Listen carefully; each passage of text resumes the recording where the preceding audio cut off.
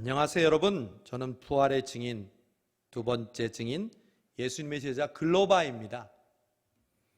저를 성수동교회에서 부활의 증인으로 이렇게 불러주셔서 대단히 감사합니다. 글로바요? 예수님의 제자 중에 있었냐고요?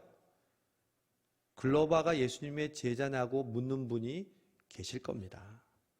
물론 제 이름은 예수님의 12 제자 중에는 없습니다. 그러나 예수님의 제자가 12만 있는 것이 아니었죠. 예수님이 70명의 전도대를 만들어 보낼 때 그 70명도 예수님의 제자라고 복음서는 분명히 말하고 있습니다. 저는 12 제자만큼은 아니지만 나름 예수님을 가까이서 모시고 섬겼던 제자였습니다. 오늘 성경에 떡하니 제 이름이 나오잖아요. 글로바와 한 제자라고요. 저도 다른 제자들과 똑같았습니다. 예수님이 로마로부터 이스라엘을 구속할 정치적인 메시아로 철석같이 믿고 있었습니다. 그런데 이게 웬 날벼락입니까? 그런 기대와 신망을 한 몸에 받고 있던 예수님이 그렇게 허무하게 돌아가시다니요? 아니, 예수님이 어떻게 십자가에 못 박혀 죽으세요? 어떻게 그런 일이 있을 수 있습니까? 예수님이 한순간에 그렇게 무기력하게 십자가에서 돌아가시는 걸 보고 우리 모두는 충격과 절망에 빠졌습니다. 사실 절망에 빠질 새도 없었습니다. 왜냐하면 우리는 곧바로 도망치기 바빴으니까요. 예수님을 등에 업고 기세 등등했던 우리는 예수님이 잡히자 너나 할 것 없이 주랭랑을 쳤습니다. 왜냐하면 우리가 예수님과 한패로 몰아서 잡혀갈까 봐 두려웠던 거죠. 그래서 예루살렘 어느 집에 숨을 죽이면서 함께 숨어 있었습니다. 그런데 말이죠, 그렇게 사흘 후에 우리는 예수님이 돌아간 것보다 더 큰 충격적인 소식을 들었습니다. 지난주에 성수동교회에 막달라 마리아가 왔다면서요. 그 막달라 마리아가 예수님을 만났다는 거예요. 막달라 마리아는 최초의 부활의 증인입니다. 지금 생각하면 부럽죠. 그 막달라 마리아가 숨을 헐떡거리면서 달려와서 저희들에게 한 말이 뭔지 아세요? 다짜고짜 자기가 부활의 예수님을 만났다는 거예요. 부활의 주님이 자기의 이름을 부르고 우리에게 그 소식을 전하라고 했다는 거예요. 미친, 여기까지 그 말이 올라왔습니다. 아니, 예수님이 사라지니까 평소에 나갔던 귀신이 다시 들어온 거 아니야? 이런 생각을 했다니까요. 그래도 베드로와 요한은 우리하고 달랐습니다. 그 소식을 듣자마자 깜짝 놀라서 무조건 일어나 무덤으로 달려가더군요. 그런데 그들이 돌아와서 하는 말이 무덤 속에는 아무도 없고 그리고 예수님을 만나지 못했다고 했습니다. 우리들은 함께 모여서 경론을 벌였습니다. 거 봐라, 주님이 살아났다는 게 말이나 되는 이야기냐? 괜히 사람만 심란하게 만들고 말이야. 우리는 예수님이 돌아가셨을 때보다 오히려 더 혼란스러워졌습니다. 그런 혼돈 상태에서 우리는 함께 있을 이유가 전혀 없었습니다. 보세요, 예수님도 없지요. 그리고 지금 우리가 무슨 일을 해야 할지 아는 사람은 한 명도 없었습니다. 그래서 저는 그들과 헤어져야겠다고 생각했습니다. 저랑 친한 친구에게 우리 이제 엠마오로 돌아가자고 했습니다. 그래서 그 친구와 함께 예루살렘에서 엠마오로 내려가면서 마음속에 있는 이런저런 이야기를 나누고 있었습니다. 그때였습니다. 그 여자의 말을 듣고 우리가 서로 대화를 하는 바로 그때였습니다. 어떻게 그 여자의 말을 믿을 수 있냐고? 예전에 귀신 들렸던 그 여자 아니야. 죽은 사람이 어떻게 살아나? 맞아, 헛걸 본 거야. 그 여자 좀 유별 났잖아. 선생님을 좋아한답시고 그림자처럼 섬긴다고 찾아다녔지. 환영이 보인 거야. 근데 그나저나 걱정인데 누가 예수님의 시신을 훔쳐갔지? 무덤 주인인 아리마대 요셉이 옮겨놨나? 아니야. 군병들이 보초를 쏘고 있었잖아. 그리고 그 무거운 돌문은 또 도둑이 어떻게 옮겨? 혹시 대제사장이 그거 시킨 거 아니야? 바로 그때 어디서 나타나는지 웬 낯선 남자가 우리에게 다가왔습니다. 물론 처음에 우리는 그 남자가 누구인지 전혀 몰랐습니다. 그냥 지나가는 낯선 남자라고 생각했습니다. 그리고 그가 우리에게 말을 건넸습니다. 여러분, 성송교회 김정한 목사님이 그러셨다면서요. 부활의 주님은 찾아오시는 분이시라고요. 여러분, 정말 맞아요. 부활의 주님은 찾아오시는 분이더라고요. 기독교는요, 인간이 신을 찾아가는 종교가 절대 아닙니다. 기독교는 하나님이 인간을 찾아오는 종교입니다. 여러분, 아브라함이 하나님을 찾아서 만났습니까? 아니요. 하나님이 아브라함을 찾아오셔서 내가 내게 지시할 땅으로 가라고 말씀하셨죠. 40년 동안 양치기를 하고 있는 모세가 하나님을 찾았습니까? 아니요. 떨기나무 아래서 하나님이 모세를 찾으셨습니다. 모세야, 모세야. 바울은 어땠습니까? 예수 믿는 사람을 핍박하고 옥에 가두려고 다메섹으로 가던 중에 그 사울에게 예수님이 찾아오셨습니다. 사울아, 사울아, 내가 왜 나를 핍박하느냐? 여러분, 삭개오가 예수님을 불렀습니까? 아니요. 숨을 죽이고 나무에서 지켜보던 삭개오의 이름을 부르고 그 집을 찾아가신 분은 예수님이셨습니다. 여러분, 오늘도 이 자리에 몸은 왔지만 혹시 마음은 멀찍이서 예배 드리시는 분들이 있으십니까?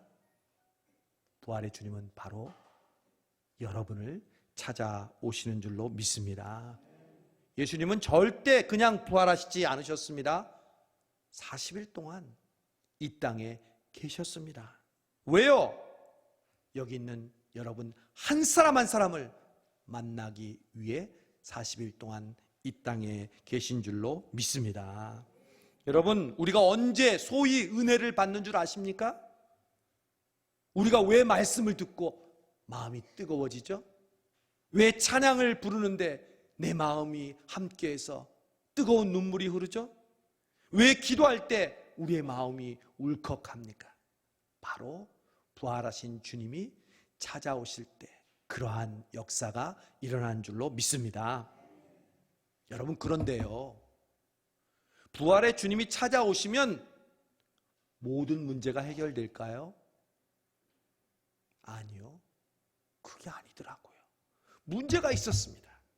부활의 주님이 찾아왔는데도 우리는 그분을 몰라봤다는 겁니다. 막달라 마리아도 그러더라고요. 처음에 자기는 예수님을 몰라봤대요. 주님이 동산지기인 줄 알고 그 주님에게, 동산지기에게 말하듯 시체 어딨냐고, 어디 있는지 가르쳐 달라고 했다는 거예요. 우리도요, 처음엔 예수님이 다가왔는데도 그분이 누군지 전혀 몰랐습니다. 예수님인 줄은 꿈에도 생각 못했습니다. 어떤 분들은 그럴 겁니다. 아니, 제자라는 작자가 3년 동안 함께 따라다녔던 그 예수님의 얼굴을 몰라봐? 정말이에요. 예수님인지 몰랐어요. 말 그대로 눈뜬 소경이었습니다. 여러분, 주님이 찾아오시지 않는 것도 슬픈 일이지만 더 슬픈 건 주님이 찾아오셨는데도 그분이 주님인 줄 알지 못하는 것입니다. 오늘 제가 여러분께 드리는 말씀이 바로 여러분 한 사람을 위한 주님의 말씀인데 우리가 그걸 모른다면 얼마나 슬픈 일이겠습니까? 어떤 시각 장애인이 밤길을 걷게 되었습니다. 낮에도 늘 길 가는 게 걱정되었지만 밤이어서 누군가하고 부딪힐까 봐 더 걱정이 되었습니다. 그래서 고민하다가 자신에게는 필요도 없는 등불 하나를 준비했습니다. 그래서 눈뜬 사람들이 그 등불을 보고 자기를 비켜가라고 한 손에는 등불을 들고 한 손에는 지팡이를 들고 밤길을 떠나기 시작했습니다. 그런데 웬걸? 얼마 가지 않아서 어떤 행인과 쾅 하고 부딪혔습니다. 아이쿠! 시각장애인은 곧바로 화를 내며 말했습니다. 당신은 눈도 없어? 이 말을 들은 상대방은 어리둥절했습니다. 그래서 이렇게 말했습니다. 저 어두워서 아무것도 보지 못했는데요. 시각장애인은 더 큰 소리로 말했습니다. 아니, 눈이 박혀 있으면서도 이 등불이 안 보인단 말이요. 행인은 장님의 손에 들려있는 무언가를 자세히 보았습니다. 물체가 보이는데 자세히 보니 등이었습니다. 그런데 등 안에 불은 이미 꺼져 있었습니다. 그 시각장애인은 불 꺼진 등을 들고 있었던 것이죠. 등불은 가지고 있었지만 그 등불이 꺼져 있는지 볼 수 없었다는 겁니다. 여러분의 믿음의 등불은 지금 켜져 있습니까? 아니면 꺼져 있습니까? 보이십니까? 부활하신 주님이 아직 여러분에게 찾아오지 않으셨다고요? 아니요. 이미 찾아오셨습니다. 지금 함께하고 계십니다. 문제는 우리가 그분을 알아보지 못하는 게 문제일 뿐입니다. 지금 이 자리에 함께하고 계신 부활의 주님이 여러분 보이십니까? 여러분 각자에게 지금 말씀하고 계시는 부활의 주님의 목소리가 들리십니까? 여러분의 그 힘들고 어려운 마음을 향해 주님이 갖고 계신 그 마음이 여러분은 느껴지십니까? 우리는 늘 어려움에 처할 때면 주님이 왜 나와 함께 하지 않았냐고, 그때 뭐 하셨냐고 원망하지만 사실 주님은 우리와 늘 함께하고 계셨습니다.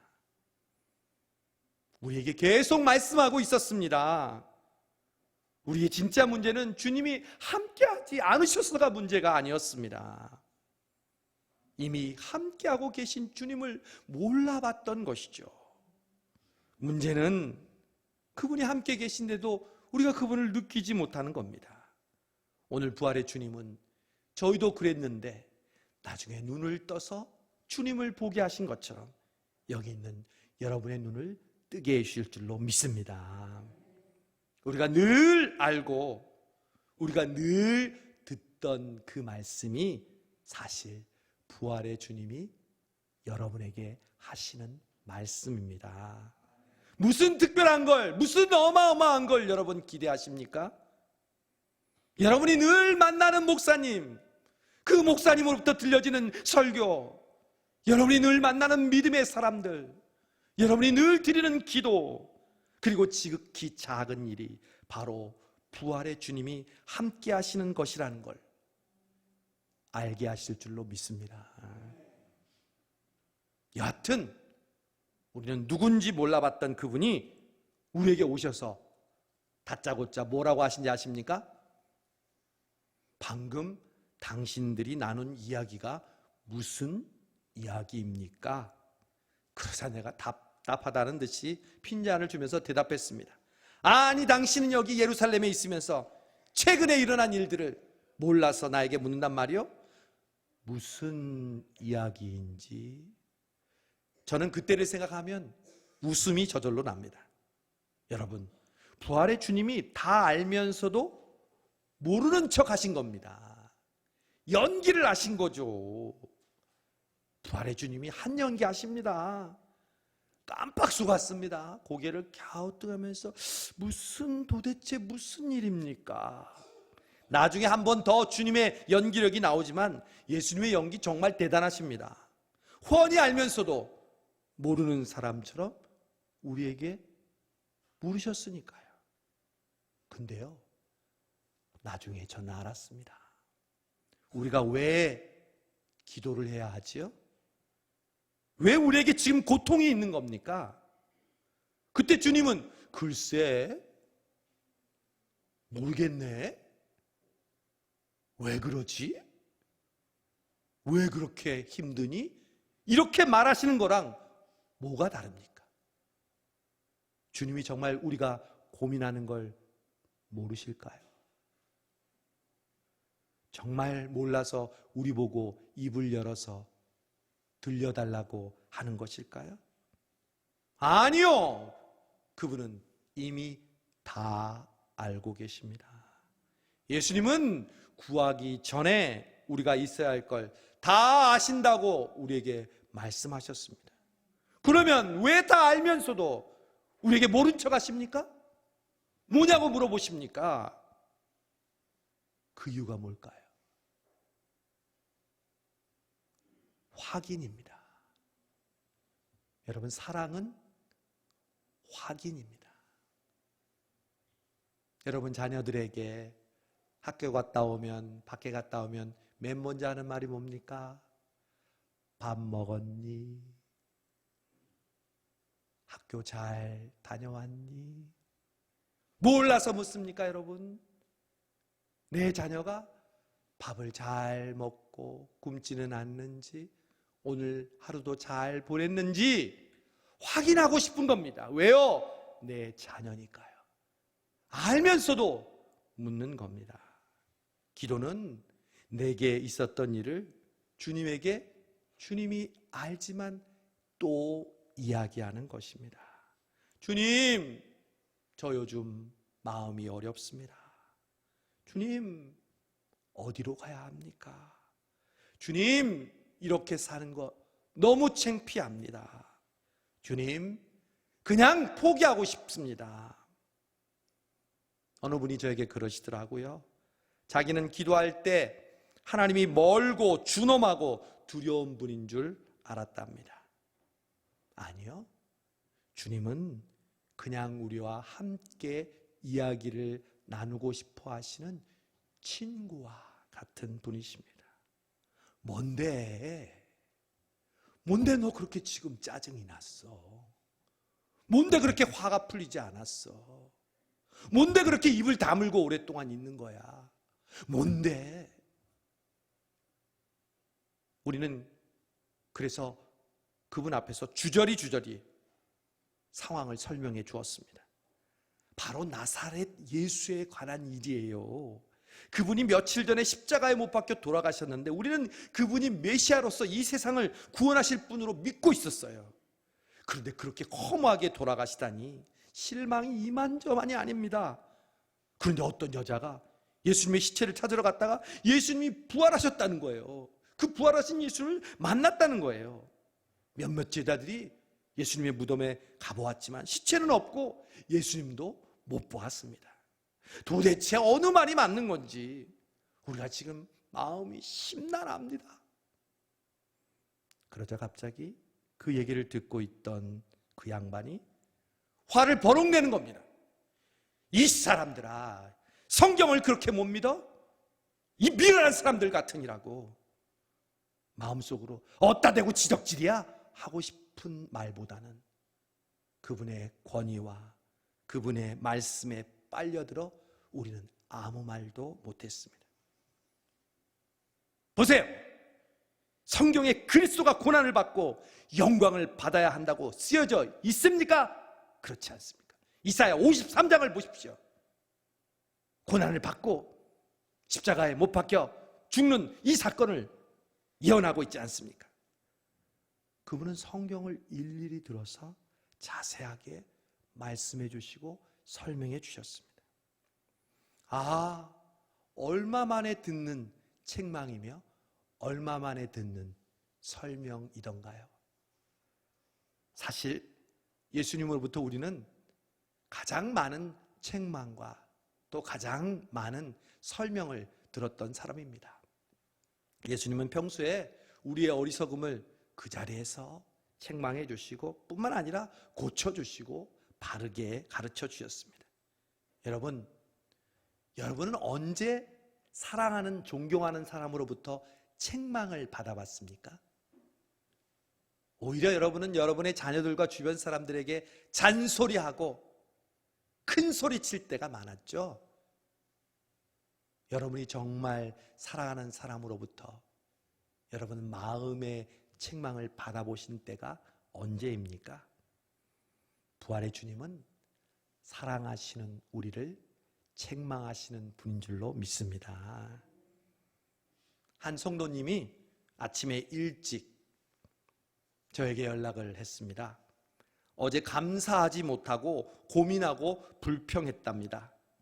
근데 새벽에 뜬금없이 열이 확 올라서 깼는데 너무 아프더라는 거예요. 그래서 아무것도 못하고 하나님 너무 아파요, 살려주세요 하고 기도하다가 스르르 잠이 들었답니다. 그런데 아침에 멀쩡하게 깼대요. 정말 아주 개운하게. 꿈이었나 싶을 정도였답니다. 나중에 그렇게 감사하지 못하고 불평하고 자더니 확 정신을 깨워주신 것 같다고 했습니다.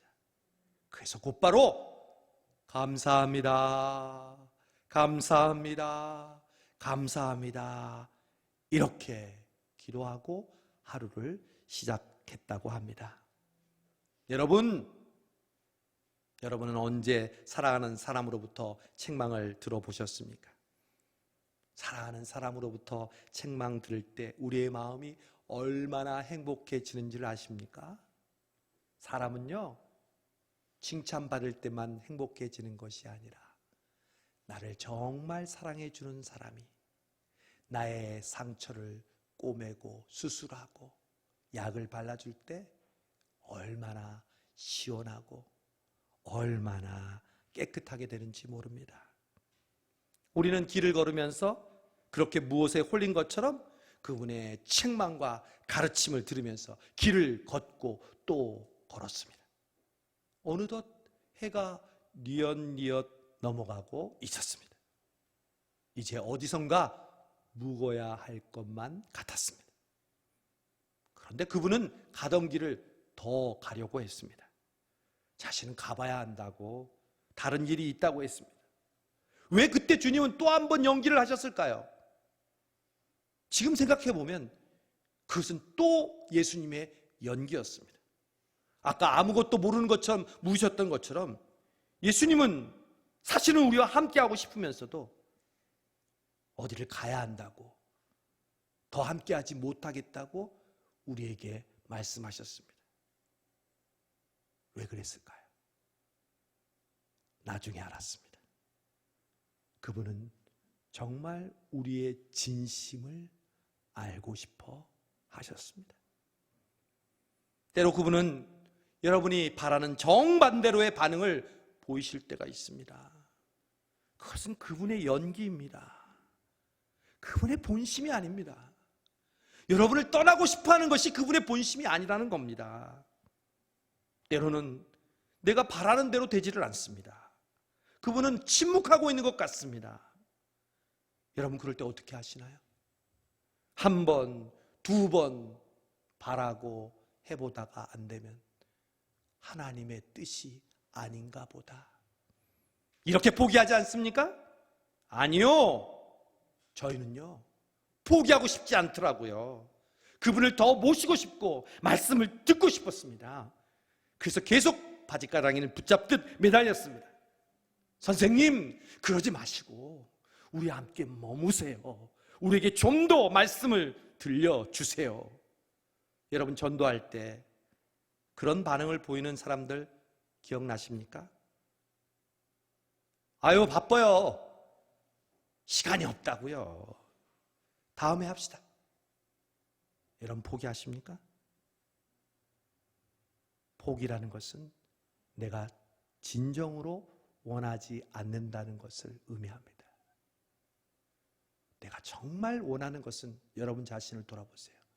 절대로 포기하지 않습니다.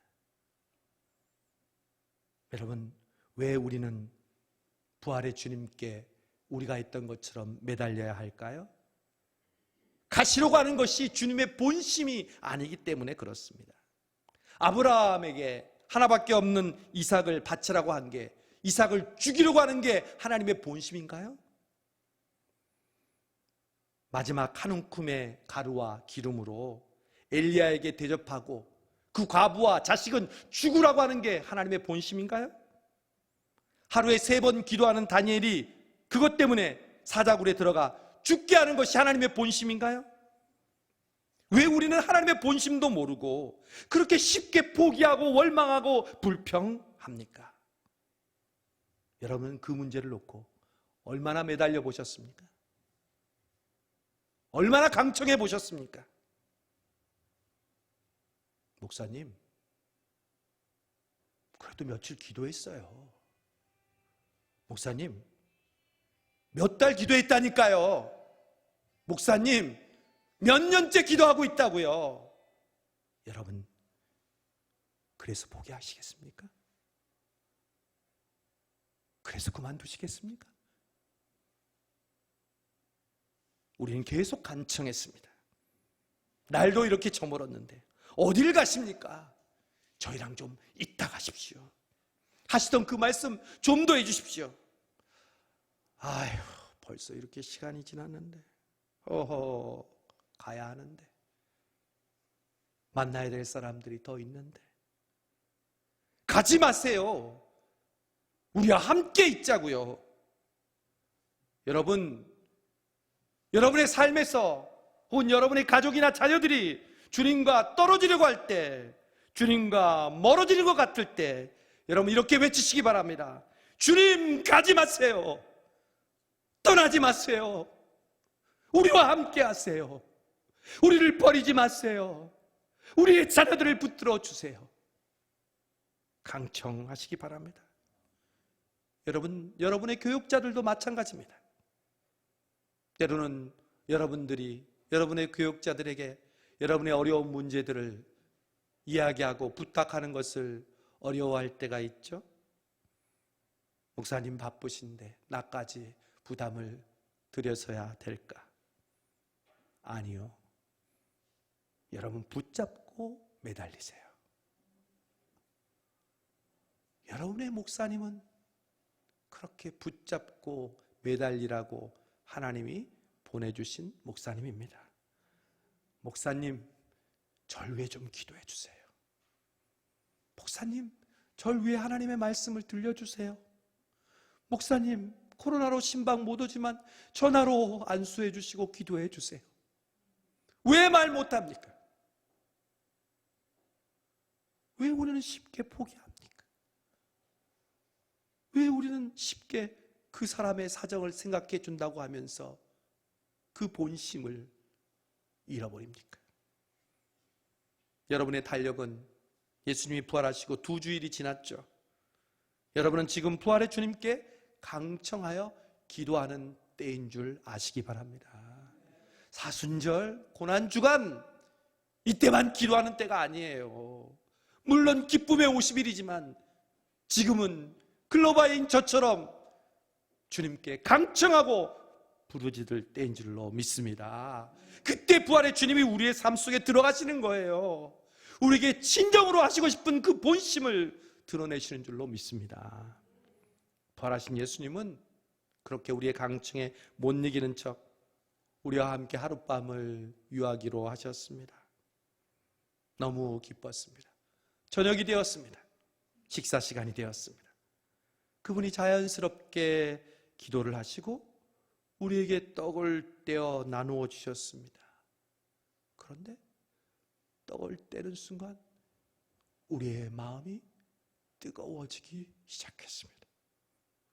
그리고 지금 이 상황이 마치 과거의 어떤 상황처럼 너무 자연스럽게 느껴졌습니다. 그분이 떡을 떼어주고 그 떡을 한 입 베어 무는 순간 우리는 깜짝 놀라 입을 다물 수가 없었습니다. 우리는 눈을 껌뻑이고 손으로 눈을 비비고 앞에 있는 그분을 보았습니다. 그분의 얼굴이 갑자기 변해 보이는 것이었습니다. 마치 비늘이 벗겨지는 것처럼 갑자기 내 눈이 새로운 얼굴을 보고 있었습니다. 그분은 바로 예수 그리스도셨습니다. 그 예수님이 지금 내 눈앞에 앉아 계셨습니다.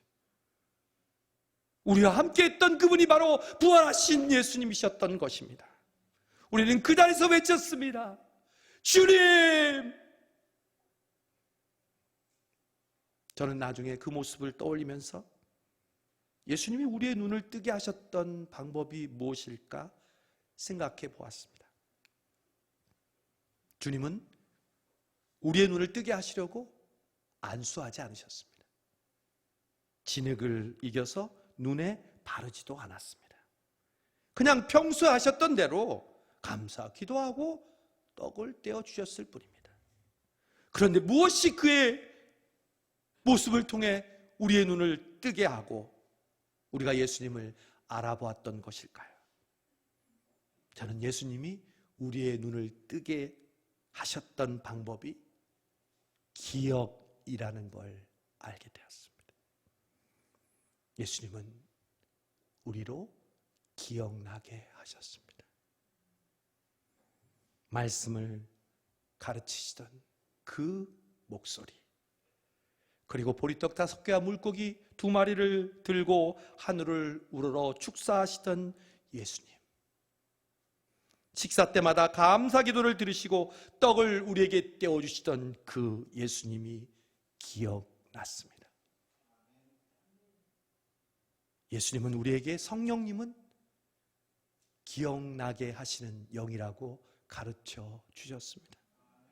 보혜사 곧 아버지께서 내 이름으로 보내실 성령, 그가 너희에게 모든 것을 가르치시고 내가 너희에게 말한 모든 것을 생각나게 하시리라. 여러분이 필사한 말씀은 성령님의 감동이 일어났을 때 기억나게 될 것입니다. 여러분, 평소의 신앙의 자리로 돌아가십시오. 말씀을 묵상하고 새벽을 깨우고 교회를 섬기고 봉사하는 그 일상으로 여러분 돌아가십시오. 거기에 부활의 주님이 계십니다. 그 평범한 시간을 통해 부활의 주님은 여러분에게 기억나게 하실 것입니다. 그리고 여러분의 눈을 뜨게 하실 것입니다. 바로 저처럼 말입니다. 그리고 이것이 바로 주님의 인도하심이었구나 깨닫게 하실 것입니다. 사랑하는 성수동교회 성도 여러분, 우리가 눈을 떠서 부활의 주님을 알아봤을 때 부활의 주님은 비록 우리 눈앞에서 사라졌지만 저희들은 벌떡 일어나 우리가 돌아왔던 예루살렘으로 달려갔습니다. 그리고 11 제자들이 모여있는 그곳에 가서 이렇게 외쳤습니다.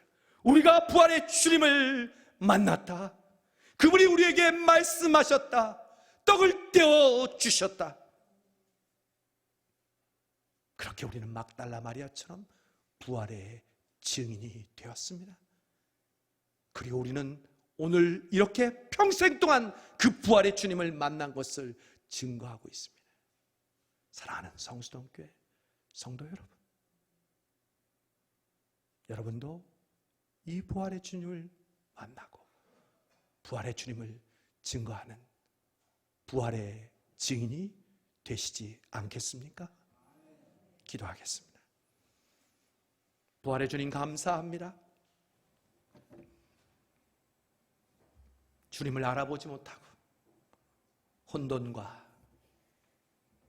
불평과 원망 가운데 있는 저희들을 찾아오시고 우리와 대화하시고 우리를 책망하시고 뿐만 아니라 우리를 가르쳐 주시고 우리에게 떡을 떼어주시는, 우리와 함께 유하시는 부활하신 주님 감사합니다. 우리 성수동교회 이 예배드리는 한 심령 한 심령이 글로바가 되게 하여 주옵소서.